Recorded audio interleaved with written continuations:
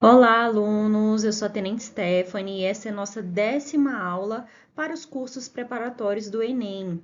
Na aula de hoje, como eu já havia mencionado na aula 9, nós vamos fazer exercícios comentados, principalmente de universidades federais, sobre fontes de energia e matriz energética e elétrica, tá bom? Vamos ver exemplos aí na prática de como esse tipo de conteúdo é cobrado nos vestibulares. Vamos lá. Primeira questão é da Universidade Estadual da Paraíba e ela diz o seguinte: o carvão mineral e o petróleo continuam a ser as duas principais matrizes elétrica e energéticas mundiais. Porém, a crise ambiental, com destaque para o aquecimento global e a problemática do abastecimento de petróleo, fazem com que os combustíveis renováveis e, sobretudo, limpos ganhem evidência. Sobre a questão, é correto afirmar que 1. Os combustíveis fósseis, embora não poluentes, necessitam ter seu consumo reduzido pelo simples fato de não serem renováveis e, portanto, sujeitos ao esgotamento de um futuro próximo. No início da frase, a gente já vê que essa questão está errada, né? Porque sabemos que os combustíveis fósseis são poluentes. 2. A água, embora seja uma fonte de energia limpa e renovável, gera polêmicas pelos impactos sociais e ecológicos causados com as construções de grandes hidrelétricas, que destroem ecossistemas e expulsam populações ribeirinhas. Tá correto, viu, gente? Essa questão aí, apesar da água ser uma fonte de energia renovável, a instalação das hidrelétricas geram muito impacto. Tá bom? Eu não sei se vocês sabem como funciona, mas geralmente quando vão inundar uma região que vai ser uma hidrelétrica, vem depois um barco catando os animais que estão ali submersos na água. Isso aí é uma forma de tentar minimizar os impactos ambientais. São equipes de resgate que utilizam barcos e vão lá tentando resgatar os animais que estão vivos, tá? É um processo assim para tentar apaziguar o tamanho da destruição que ocorre quando uma área é inundada para gerar uma hidrelétrica. Tá? Tô falando dos animais, mas também temos a população ribeirinha que é removida do local, o ecossistema que também sofre, né, com a inundação, ok? Item 3, a energia solar, apesar de abundante e não poluente, ainda é pouco utilizada, o que certamente se explica muito mais pelas políticas energéticas e interesses de grupos do que pelo elevado custo dos painéis de captação de energia. Tá correto. A gente escuta muito por aí, gente, que a energia solar ela não é implantada porque ela é cara, mas as outras energias também são caras e com o passar dos anos, a gente vê aí que os custos para a implantação de energia solar vem reduzindo cada vez mais, tá? Mesmo assim, ainda é pouco explorada no Brasil, que é um país que tem um grande potencial de produção de energia solar, tá bom? A implementação de políticas públicas e a presença aí de grandes distribuidoras elétricas geralmente são as principais responsáveis por esse cenário. Temos aí empresas que estão mais preocupadas no fornecimento da energia hidrelétrica e acabam não avançando com a energia solar no nosso país, ok? O item 4 diz o seguinte: o biodiesel, destaque brasileiro em tecnologia alternativa de combustível por ser menos poluente que os hidrocarbonetos, e hidrocarboneto é o que a gente tem no petróleo e no gás natural. Hidrocarbonetos e por criar empregos no campo. Nem por isso está imune de gerar problemas ambientais, sobretudo se vier a ser um investimento muito lucrativo, pois fatalmente avançará e destruirá áreas preservadas e de fronteiras, como já ocorre com a soja. Essa questão ela também está correta, tá, gente? O biodiesel, eu não sei se vocês sabem, ele é gerado a partir da associação de um óleo que pode ser proveniente aí da soja, do girassol, do milho, da mamona. Então, esse óleo ele é produzido e associado com o etanol. O etanol que também é produzido aí como forma de energia alternativa, que provém do quê, gente? Da cana-de-açúcar, do milho. Então, você associa um óleo com álcool e aí a gente tem o biodiesel, tá bom? E torna-se um meio de produção muito lucrativo, porém a gente vê o aumento do desmatamento nas áreas preservadas, por isso que a gente tem esse problema aí com o biodiesel, porque ele acaba utilizando áreas também para a agricultura, ok? Para produzir a soja, o milho, a cana-de-açúcar, tá certo? A resposta correta, então, é a letra A. A questão número 2 é da FUVEST e diz o seguinte: contemporaneamente, pode-se definir a sociedade mundial como a do petróleo, devido à participação dessa matéria-prima em inúmeros produtos e atividades humanas. A utilização desse recurso natural data de muitos séculos, mas sua exploração e beneficiamento se expandiram somente a partir do século XX. A respeito desse recurso natural, é correto afirmar que houve uma forte redução do preço do barril no início da década de 70, por conta dos resultados das pesquisas envolvendo novos procedimentos de extração e refino. A gente vem estudando aí ao longo desse ano, gente, que na década de 70 ocorreu a crise do petróleo, correto? Isso fez com que o preço do barril saísse de 2 dólares para 12 dólares. Então, não tivemos redução aí do preço do barril no início da década de 70. Essa questão está errada. Esse item está errado. B.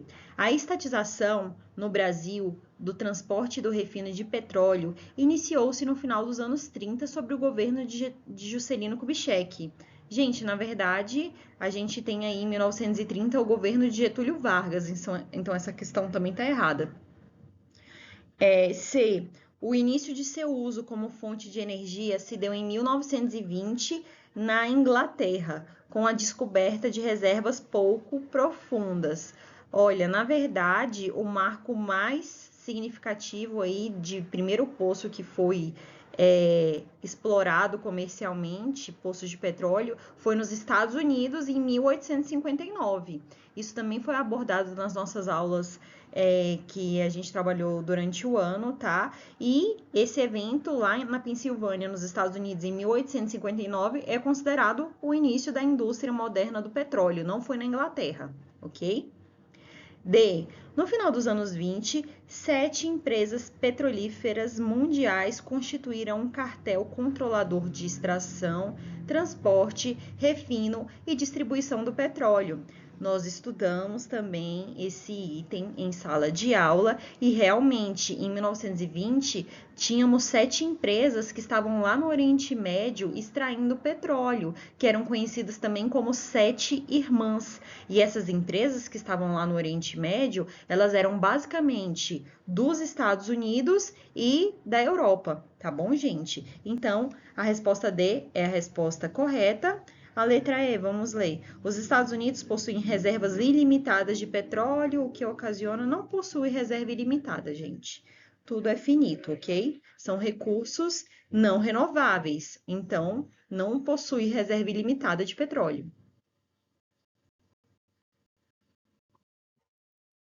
O item número 3 é da Universidade Federal do Rio Grande do Sul e diz o seguinte: assinale a alternativa correta com relação aos recursos energéticos.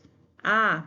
Os combustíveis fósseis, recursos finitos e não renováveis, têm os custos de sua exploração encarecidos quando a sua localização ocorre em consideráveis profundidades. Gente, realmente, quanto mais profundo estiver o petróleo, mais caro é a sua exploração. Então, a letra A, muito provavelmente a letra correta, tá? É a letra correta. B. São chamadas de combustíveis fósseis as fontes energéticas geradas pela fossilização de material orgânico. Os mais importantes combustíveis fósseis são o carvão, o petróleo e os derivados do álcool. Gente, álcool não é combustível fóssil, tá? Então, essa questão está errada, esse item está errado. C. A queima de combustíveis fósseis provoca a liberação de gás carbônico na atmosfera, o que ocasiona o resfriamento das temperaturas globais. No caso, gente, ocorre o aquecimento da temperatura global, né? Então, a letra C também está errada. D. Os maiores responsáveis pela poluição atmosférica causada pela queima dos combustíveis fósseis são os países periféricos, uma vez que as indústrias dos países tecnologicamente mais avançados já operam, em sua maioria, com a chamada tecnologia limpa. Gente, os maiores responsáveis pela poluição são os países desenvolvidos com grande quantidade de indústrias, e eles já utilizaram muito da sua camada e da sua área florestal, das suas áreas de preservação.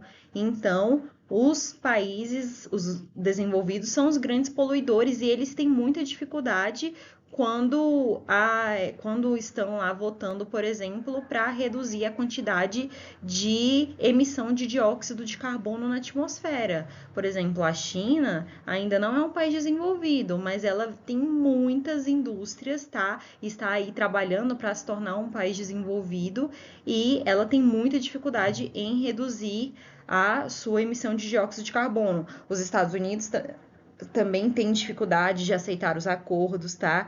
Então, o que a gente vê é que a maioria dos países são os países desenvolvidos que mais emitem dióxido de carbono na atmosfera. E a Organização dos Países Exportadores de Petróleo, OPEP, congrega exclusivamente países árabes, constituindo-se numa organização essencialmente política baseada no poder econômico, possibilitado pelo domínio da exploração do mais importante dos combustíveis fósseis, no caso, o petróleo, né? Essa questão tá errada, gente, porque a OPEP não tem só países que são exclusivamente árabes, a gente tem ali na África países como Angola, a Líbia, a Nigéria, tá? A República Democrática do Congo, tá? São países que não são países árabes e fazem parte da OPEP. Além disso, a gente tem na América do Sul um exemplo muito claro, a Venezuela e o Equador. O Equador também é membro da OPEP, tá? E está na América do Sul. Por isso, a letra E também está errada e a resposta correta desse item é realmente a letra A. Questão 4 do Enem diz o seguinte: deseja-se instalar uma estação de geração de energia elétrica em um município localizado no interior de um pequeno vale cercado de altas montanhas de difícil acesso. A cidade é cruzada por um rio, que é fonte de água para consumo, irrigação das lavouras de subsistência e pesca. Na região, que possui pequena extensão territorial, a incidência solar é alta o ano todo. A estação em questão irá abastecer apenas o município apresentado. Qual forma de obtenção de energia entre as apresentadas é a mais indicada para ser implantada nesse município, de modo a causar o menor impacto ambiental? Bom, se tem bastante incidência solar e está buscando aí o menor impacto ambiental possível, provavelmente é a energia solar, né? Vamos ver aqui os itens. A. Termoelétrica, pois é possível utilizar a água do rio no sistema de refrigeração. B. Eólica, pois a geografia do local é própria para a captação desse tipo de energia. C. Nuclear, pois o modo de resfriamento de seus sistemas não afetariam a população. D. Fotovoltaica, pois é possível aproveitar a energia solar que chega à superfície do local. E. Hidrelétrica, pois o rio que corta o município é suficiente para abastecer a usina construída. Gente, a resposta correta realmente é a letra D. Como a gente tem incidência solar o ano todo aí, a instalação das células fotovoltaicas é a melhor opção para gerar energia elétrica com o menor impacto ambiental. A quinta questão também é do Enem e diz o seguinte: a empresa vai fornecer 230 turbinas para o segundo complexo de energia à base de ventos, no sudeste da Bahia. O complexo eólico Alto Sertão, em 2014, terá capacidade para gerar 375 megawatts, total suficiente para abastecer uma cidade de 3 milhões de habitantes. Essa é uma reportagem da Folha de São Paulo de 2012. E o item está perguntando o seguinte: a opção tecnológica retratada na notícia proporciona a seguinte consequência para o sistema energético brasileiro: A. Redução da utilização de energia elétrica? Não. B. Ampliação do uso bioenergético. C. Expansão das fontes renováveis. D. Contenção da demanda urbano-industrial e intensificação da dependência geotérmica. Pessoal, a letra C é a resposta correta, tá? A produção de energia eólica é limpa e renovável e a criação do complexo eólico é uma expansão das fontes renováveis, como afirma aí a letra C, tá certo? Pessoal, eu espero que vocês tenham aproveitado essas questões para abrir a mente de vocês, expandir o conhecimento. Até a próxima aula. E é isso. Qualquer dúvida, a equipe de Geografia está disponível para ajudar vocês. Até mais!